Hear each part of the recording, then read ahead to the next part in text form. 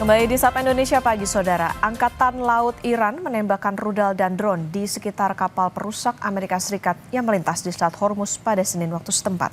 Hal ini terjadi di tengah meningkatnya ketegangan antara Teheran dan Washington.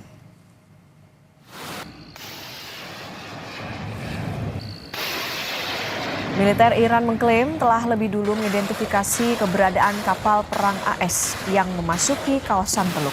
Setelah mengabaikan peringatan awal, Iran kemudian melepaskan tembakan peringatan.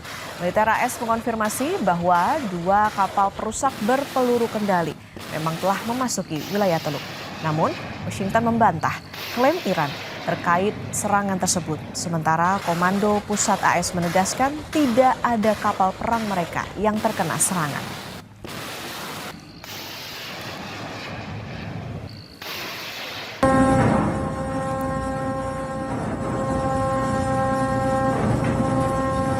Kebakaran hebat melanda kapal tanker milik Uni Emirat Arab di lepas pantai Sharjah. Laporan dari otoritas maritim Inggris menyebutkan kapal tersebut dihantam oleh proyektil tak dikenal. Selain itu, terdapat laporan mengenai serangan drone dan rudal yang menyasar kompleks industri minyak di zona Fujairah.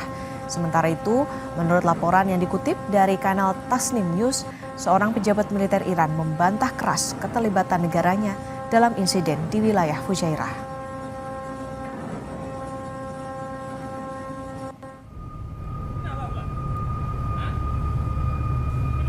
Rekaman video lain juga diunggah oleh Al Jazeera yang menangkap momen sesaat setelah sebuah drone menyebabkan kebakaran di fasilitas minyak di Fujairah. Dikutip dari Al Jazeera, WA menyatakan bahwa Iran meluncurkan 15 rudal dan 4 drone pada hari Senin waktu setempat. Sementara media pemerintah Iran mengindikasikan bahwa Iran tidak berada di balik serangan tersebut.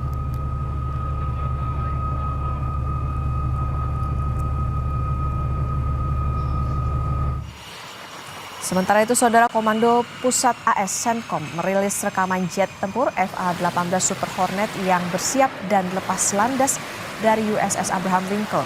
Ini adalah bagian dari upaya untuk menegakkan blokade angkatan laut di pelabuhan-pelabuhan Iran di tengah kebuntuan yang sedang berlangsung di Selat Hormuz. Tanggal dan lokasi pasti dari rekaman yang dibagikan oleh CENTCOM tidak dapat diverifikasi secara independen.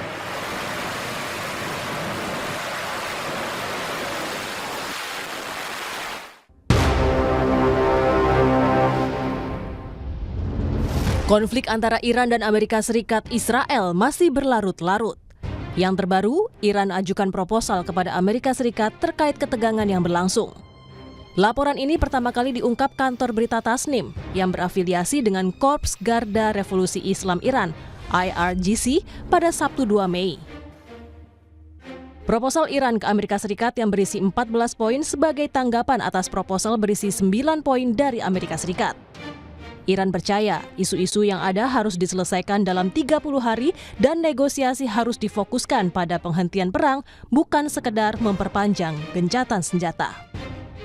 Pembukaan kembali Selat Hormuz, penghentian blokade laut Amerika Serikat, pencabutan sanksi ekonomi, pencairan aset Iran yang dibekukan, jaminan tidak ada serangan di masa depan juga termasuk dalam proposal.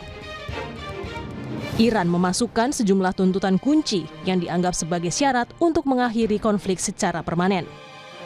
Pemerintah Iran juga menegaskan Selat Hormuz masih di bawah kendalinya dan kapal-kapal yang ingin melewatinya harus terlebih dulu mendapatkan izin dari Angkatan Laut Iran untuk memastikan keselamatan mereka. Iran menyebut Presiden Amerika Serikat Donald Trump berbohong ketika mengklaim sedang berupaya membuka jalur di Selat Hormuz karena alasan kemanusiaan. Iran menegaskan negaranya akan menang jika konfrontasi meningkat dan Presiden Trump tidak dapat mengembalikan keadaan seperti sebelum perang.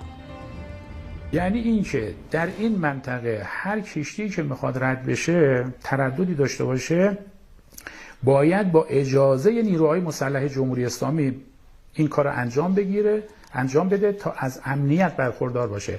هر شناوری مال دشمن متخاصم بخواد رد بشه برخوردار. اینجا دروغش آشکاره. اون میخواهد بگوید که اقدام من بشردوستانه هستش برای راه باز کردن، ولی خب دنیا میداند اون یک جنگی رو به راه انداخته و تو این جنگ گرفتار شده، با شکست مواجه شده. خیلی از آمریکایی‌ها میگویند تلخه، ولی باید تهران و تیم تهران این واقعیت رو بپذیره و با این واقعیت کنار بیاد. Sementara itu, saat pertemuan bisnis summit di Gedung Putih, Presiden Donald Trump menyebut konflik dengan Iran sebagai perang kecil dan konflik yang terjadi sesuai dengan rencana perang Amerika Serikat. Trump juga menyebut konflik dengan Iran sebagai perang kecil karena Iran sudah tidak memiliki angkatan laut dan udara lagi. A mini war, because that's all they are. They don't have a navy anymore. They have no navy. They have no air force. They have no anti-aircraft equipment. They have no radar. They have no nothing. They have no leaders, actually. The leaders happen to be gone also. But can't let them have a nuclear weapon, or you'd have problems like nobody would believe. Kini, kelanjutan proses diplomasi antara Amerika Serikat dan Iran sangat bergantung pada respons Amerika Serikat terhadap tawaran terbaru dari Iran. Konflik kedua negara memicu gangguan besar terhadap pasokan energi global.